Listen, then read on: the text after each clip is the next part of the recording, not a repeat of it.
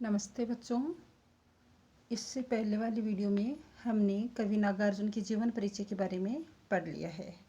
अब नागार्जुन के द्वारा लिखी गई दो कविताएं हमारी कक्षा 10 में ली गई हैं। उनमें पहली कविता है यह है दंतुरित मुस्कान। जिनमें पहली कविता कौन सी है? यह है दंतुरित मुस्कान, जिसके बारे में हम पढ़ने जा रहे हैं। और जो दूसरी कविता है वो फसल कविता है, उसके बारे में हम बाद में पढ़ेंगे। तो सबसे पहले हम ये जान लेते हैं कि यह दंतुरित मुस्कान है क्या। सबसे पहले तो यह है कि खड़ी बोली हिंदी में लिखी गई है ये कविता। दूसरा है प्रमुख अगर रस मानते हैं तो वात्सल्य रस का प्रयोग इसमें किया गया है। वात्सल्य रस के साथ साथ में जैसे अनुप्रास अलंकार है, उपमा अलंकार है, रूपक अलंकार है, इन सभी अलंकारों का प्रयोग भी इनके काव्य में किया गया है। तो वात्सल्य रस क्या होता है? वात्सल्य रस का मतलब है माता पिता का जो प्रेम होता है, स्नेह होता है, वो अपने संतान के प्रति कैसा होता है। कि माता पिता का अपने संतान के प्रति जो भी प्रेम होता है, स्नेह होता है, वो इस चैप्टर में दर्शाया गया है। तो सबसे पहले हम ये जानते हैं कि ये दंतुरित मुस्कान कविता है क्या। कि इस कविता में कवि शिशु की यानी मनोहर, मन को हरने वाली और मधुर मुस्कान को देखकर उनके हृदय में वात्सल्य फूट पड़ता है। कि वात्सल्य रस की अनुभूति होती है। किसकी? एक शिशु की मनोहर, मन को हरने वाली इस मुस्कान को देखकर उसके हृदय में यानी वात्सल्य रस की अनुभूति होती है या वात्सल्य फूटे पड़ता है। वह स्वयं इतना पुलकित हो उठा है, पुलकित का मतलब प्रसन्न हो उठा है, कि शिशु से कह उठता है, कि शिशु से कहने लगता है कि तुम्हारी ये दंतुरित मुस्कान उन मृतकों में भी जाल डाल देगी। कि तुम्हारी जो दंतुरित मुस्कान है, यह एक छोटा जो बच्चा है, छोटे बच्चे की जो दांत यानी अभी नए नए दांत आने वाले दूध के दांत आते हैं, और वो जो दांत होते हैं वो बच्चे में किस प्रकार की मुस्कान पैदा करते हैं, ये ठीक है, उस यानी मुस्कान का इस पाठ में वर्णन किया गया है। अर्थात कवि कह रहा है कि यानी मरे हुए व्यक्ति में भी दोबारा जान आ सकती है। जो सर्वथा निराश और उदासीन है, कि ऐसा हो नहीं सकता, लेकिन इसका बढ़ा चढ़ाकर प्रयोग किया गया है कि एक बच्चे की मुस्कान होती है वो मरे हुए व्यक्ति में भी जान डालने वाली होती है। तो इसलिए क्या है, ये अतिशयोक्ति है। धूल दूसरित यानी जो शरीर है, एक जो बच्चा है, बच्चे का यानी जैसे मिट्टी में खेलता है और मिट्टी में खेलने के कारण उसका मिट्टी से जो सारा शरीर सना हुआ है, उसको देख कर कभी ऐसा अनुभव करने लगता है कि मानो यानी जो सरोवर में खेलने वाला कमल है वह आकर मेरी इस गरीब झोंपड़ी में ही खिलने लगे गया है। ऐसा कवि इस कविता में अनुभव करता है।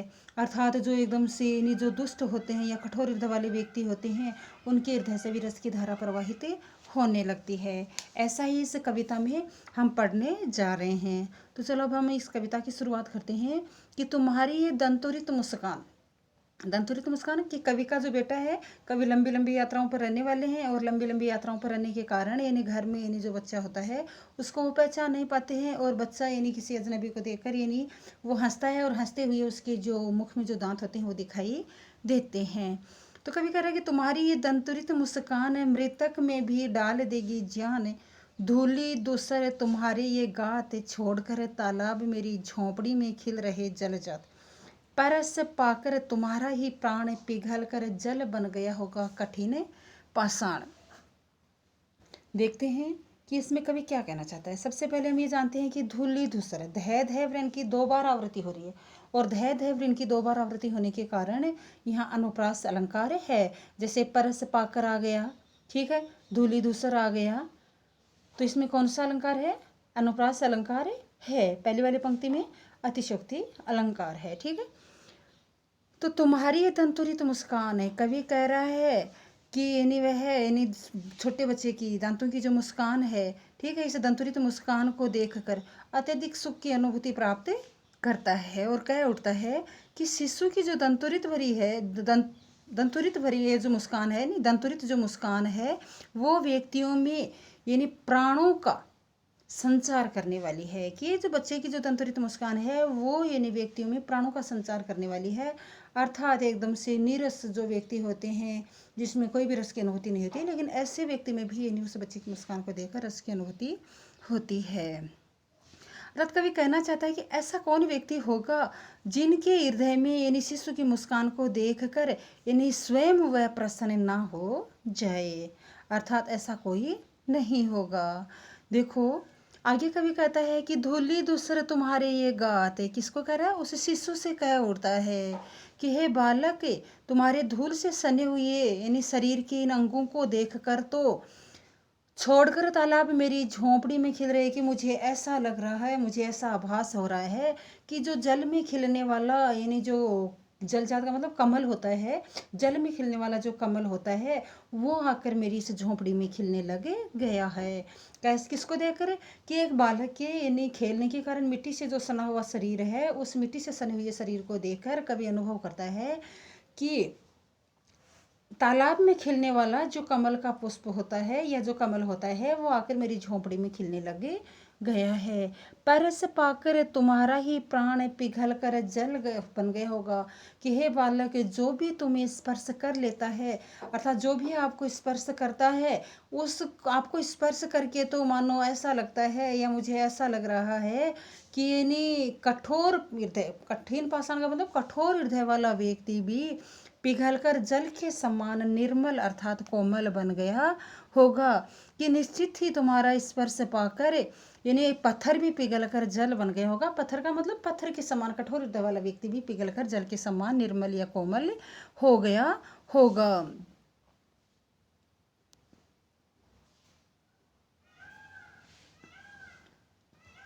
आगे हम पढ़ते हैं, छू गया तुमसे कि झरने लग पड़े शेफालिका के फूल, बांस था कि बबूल, तुम मुझे पाए नहीं पहचान, देखते ही रहोगे एनीमे से।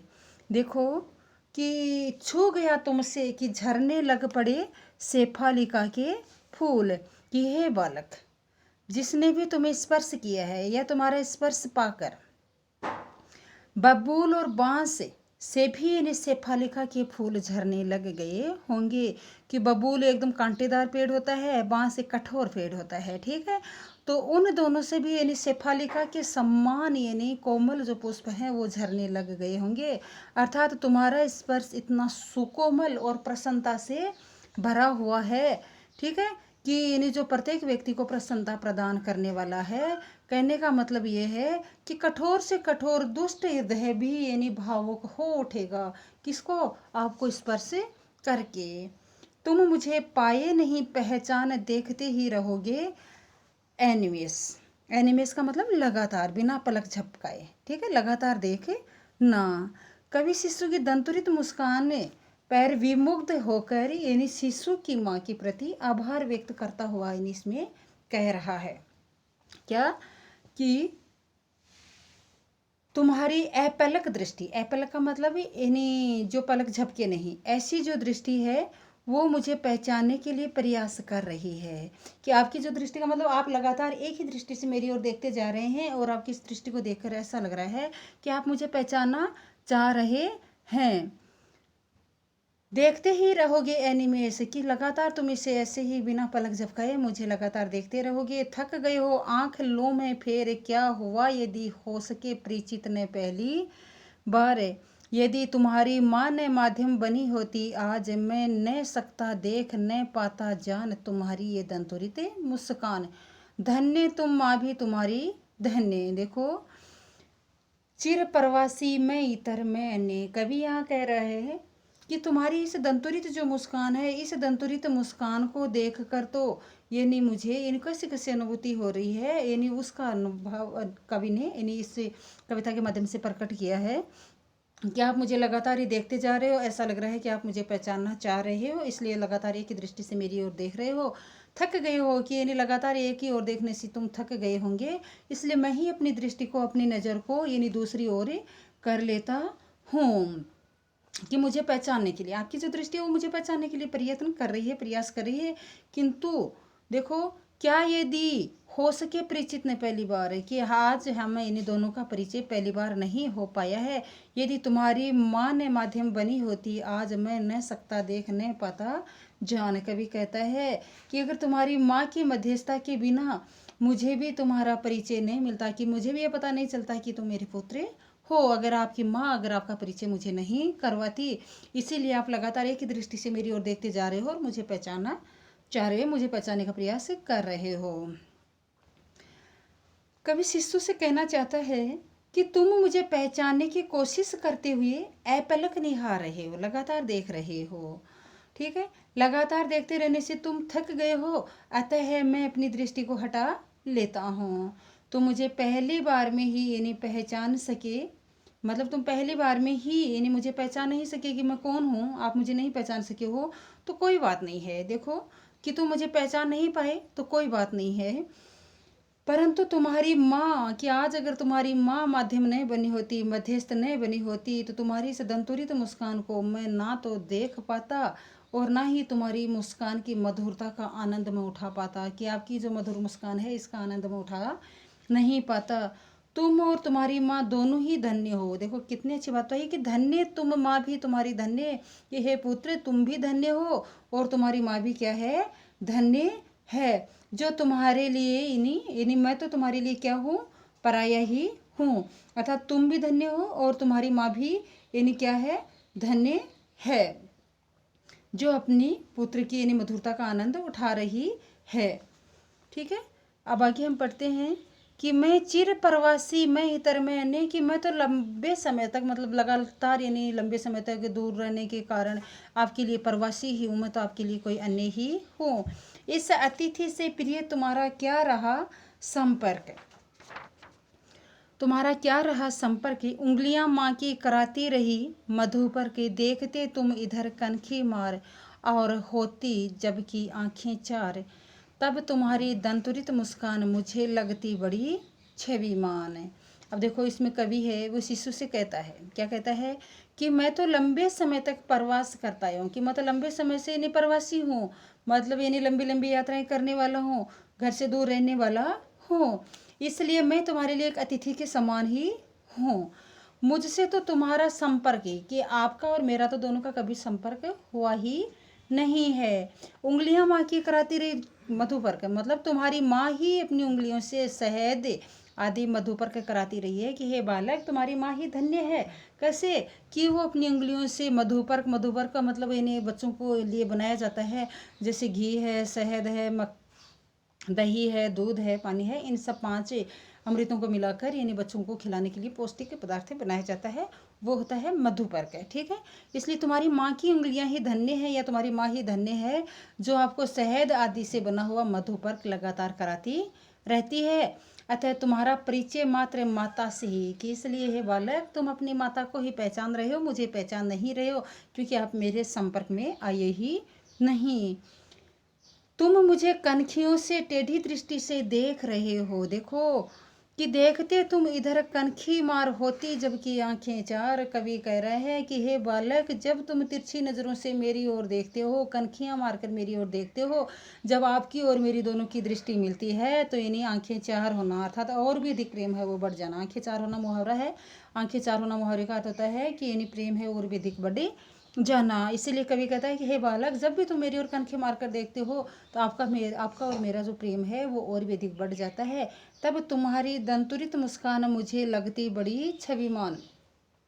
देखो कि कनखियों से देख, मुझे पहचानने का प्रयास कर रहे हो और आंखें मिलती हैं तो मुस्कुरा उठते हो। ठीक है। जब भी यानी मुस्कुरा उठते हो तो उस समय की छवि बड़ी मोहक लगती है, कि जब तुम मुस्कुराते हो यानी आपको मुस्कुराते हुए जब मैं देखता हूँ तो आपकी छवि है, आपका जो सौंदर्य है वो और भी अधिक मन को मोहने वाला, सुंदर लगने वाला है।